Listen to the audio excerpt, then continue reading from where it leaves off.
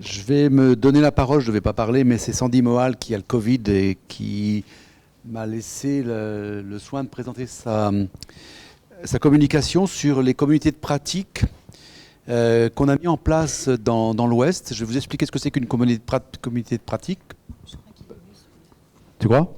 Bon. Ok. Et je parle au nom de l'axe 2 du FHU Génomède. L'axe 2, c'est améliorer et personnaliser le parcours de soins dans cette filière. Donc une communauté de pratique, c'est quoi? Eh ben, c'est un truc qui est issu de l'industrie, essentiellement au Canada, où dans l'industrie, on s'est rendu compte en fait que beaucoup de gens avaient un savoir expérientiel et que ces savoirs-là étaient diffus. Beaucoup de gens avaient un savoir dans leur coin, comme ça, et que si on mettait tout ensemble, ça marchait mieux. Et donc, on a mis ça, c'est la première expérience en France qui a été faite, de mettre en santé des communautés de pratique. Et donc, c'est ça, c'est de regrouper les savoirs d'expérience, en fait.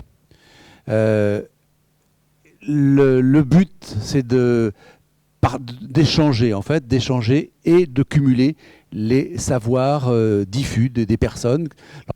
Pour nous, en santé, c'est les savoirs diffus des professionnels non médecins dans les instituts médico-sociaux qui connaissent la maladie d'une façon différente, les personnes atteintes de la maladie elles-mêmes, les aidants, et donc on met tous ces gens ensemble et on produit du savoir supplémentaire.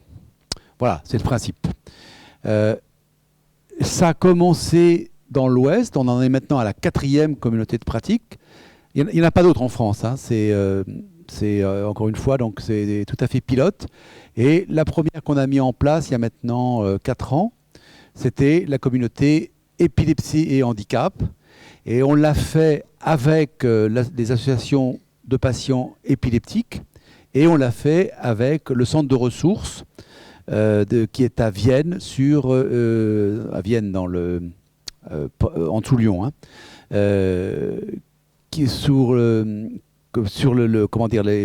les épilepsies complexes et avec handicap associé.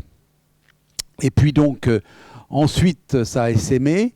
Sur la Bretagne, ils ont monté une communauté de pratique sur le risque suicidaire dans la maladie de Huntington, sur le syndrome de Prader-Willi.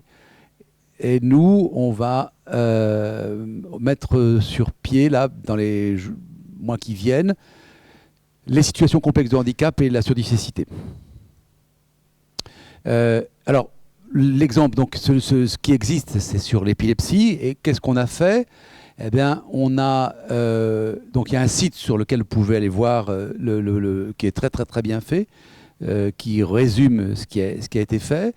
On a produit des webinaires pour sensibiliser, parce que l'idée, je reviens un peu là-dessus, dans les IME, les femmes et les masses, ce qui pose le plus de problèmes, c'est 2 choses. C'est les troubles du comportement, c'est la raison pour laquelle on va faire un truc sur les troubles du comportement, et l'épilepsie. L'épilepsie, donc pharmacorésistante, entre autres, bien évidemment, est une maladie qui est extrêmement mal vue, mal connue, redouté, et donc c'est la raison pour laquelle ce truc-là nous a semblé très très utile. Donc on a produit des webinaires pour sensibiliser à ce que c'est l'épilepsie. On a une mallette pédagogique pour pouvoir parler de l'épilepsie en milieu scolaire. Donc tout ça c'est sur le site, hein, donc voilà.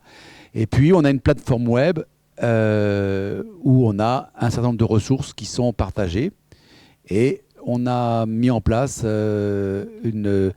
des consultations, ou en tout cas des possibilités de contact en télémédecine sur l'épilepsie, en particulier donc pour les instituts, hein. Voilà. Donc en fait, il y a différents groupes de travail qui se réunissent régulièrement. La prochaine réunion, on fait des réunions plénières et puis des réunions, voilà. La prochaine, c'est le 29 septembre à Angers. Donc c'est assez formel quand même, ce que je vous dis. Donc c'est le topo de Sandy, donc je suis un peu décalé par rapport aux diapositives, donc je vous présente les choses. Mais bon, il y a une charte à laquelle on adhère avant d'entrer dans la communauté de pratique, donc, à partir du moment où on adhère à cette charte, qui est en fait c'est une charte de conduite particulière et puis de partage de l'expérience, eh bien, on a accès et donc on participe au groupe de travail, on participe aux réunions présentielles. On a cartographié les dispositifs de coordination dans la région et en France aussi, parce que évidemment, ça dépasse la simple région. Et puis, on a une newsletter qu'on diffuse. Donc, en gros, c'est une réunion de gens qui ont une expérience différente, des médecins, des paramédicaux, des patients, des associations. Et on essaie de tout mettre ça ensemble de façon à ce qu'il y ait une nouvelle mayonnaise. Voilà. Et ça marche vraiment très très très bien. Et c'est le retour d'expérience de sur l'épilepsie est vraiment très bénéfique pour l'ensemble des gens que j'ai cités. Et donc, si vous voulez en savoir plus, vous contactez Sandy, qui a le Covid aujourd'hui, malheureusement, qui a été remplacé par le Grouillot de service. Et donc, vous pouvez la contacter. Et puis, donc, je profite pour vous dire que tout ça, ça émane de Prior. Prior, c'est une plateforme régionale d'information sur les maladies rares. On a agrégé à Prior le groupe sur les handicaps rares. Et puis, on a agrégé à Prior la plateforme de maladies rares. Et on est 10 équivalents temps plein dans cette plateforme. Et on a eu la bonne nouvelle d'avoir la pérennisation de la plateforme maladies rares par notre ARS sur des projets de ce type, en fait. Voilà. Je vous remercie.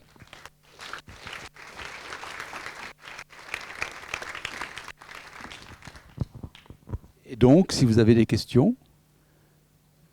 Oui ? Pardon ? Ok, d'accord. Oui, oui. Je crois que vous aviez une question brûlante. Oui, oui, tu prends un micro. Il est là. Tu peux nous redire un peu sur le plan pratique comment vous calibrez vos réunions? C'est quoi? C'est 3 heures de réunion et c'est structuré d'avance ou bien c'est... Non, non, chaque réunion a un thème. La réunion plénière fait un peu le bilan. Oui, mais j'ai compris qu'il y avait un thème, mais comment vous structurez ça? Eh bien, donc il y a un manager. C'est toi? Non. En fait, en l'occurrence, c'était... on a fait appel à une boîte privée qui manageait les réunions et la production de travail. Et donc, c'est effectivement, donc il y a des rapports d'expérience qui sont faits à chaque fois, et donc sur un thème précis. Et puis, donc il y a voilà. Et donc les réunions sont assez structurées en temps et aussi en. Alors, je ne veux pas rentrer dans le détail, mais oui, c'est bien structuré. C'est pas des réunions, c'est pas des happenings. Hein. Il y a des financements autour de ce projet? On a eu des financements ARS. On a eu des financements ARS et puis on a eu des financements par l'association Ariane Épilepsie, donc, qui nous a aidés. Et puis le centre de ressources a financé une bonne partie aussi. Le centre de ressources, en fait, donc, vous savez, il y a des centres de ressources handicap rare. Hein, c'est à l'origine du plan handicap rare. Il y a surdicécité, épilepsie et handicap, cécité et handicap associé, et surdité et handicap associé. C'est ces centres de ressources, donc c'est pour ça d'ailleurs qu'on s'est calé un peu dessus pour faire pour faire un groupe sur dicécité.